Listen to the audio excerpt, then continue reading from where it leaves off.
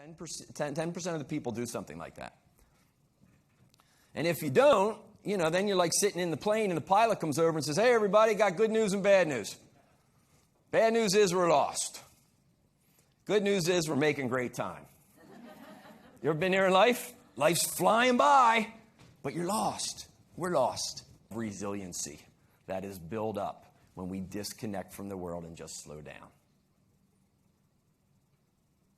How many of you have had a challenge in life? How many of you are going to have more? How many times has somebody said, you just need to get away, you just need some time to yourself? How many times have we said that? I just need to get away, I need some time to myself. So we understand the importance of that, yet we wait for tragedy to kind of push us into practicing that principle.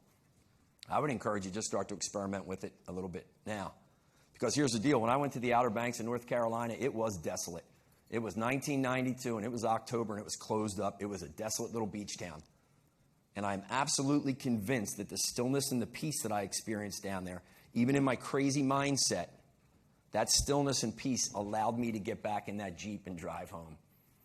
And the hearing had nothing to do with this. It was right in here. So I can see from many of you, you're getting it. I'm just slowing you down, not telling, maybe just reminding. And that's your attitude, and probably 90%, based on research, runs in your unconscious mind. So something happens in your life, you hold a belief about it that was probably formed earlier in life, you don't challenge it, it creates an attitude, and you act from that, produces an outcome. Here's the slide, ready? Everything that we have in our life, that you have in your life right now, is a result of what you do or what you don't do. And what you do or what you don't do comes from your emotions and your feelings. Very rarely do we act from logic. And our emotions and our feelings come from what we think about the situation or the person and what attitude it's now formed. Rock this T-shirt, man.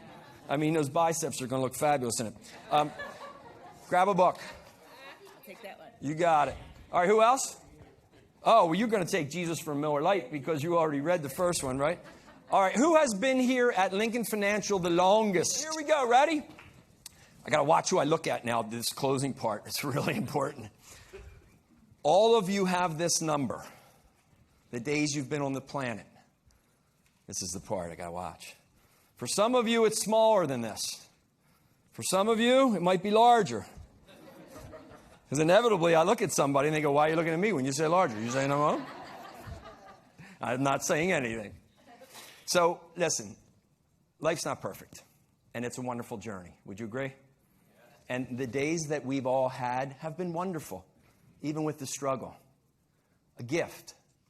The best gift, though, for all of us in this room, everybody, right? Give it up for our AV guys today, too, real quick, right? Doing a good job. As I look at everybody,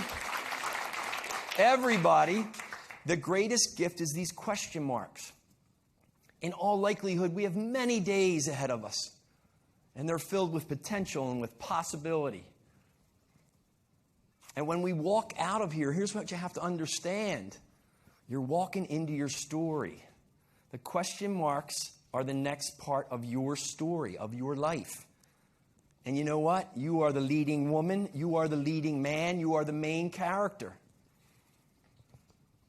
And you could write your story with no limits. And I'll change that to say you should write your story with no limits. Because that ultimately is what we're here for. So the question is, how will your story read when you walk out of here? God bless you all. Thank you very much. Thank you.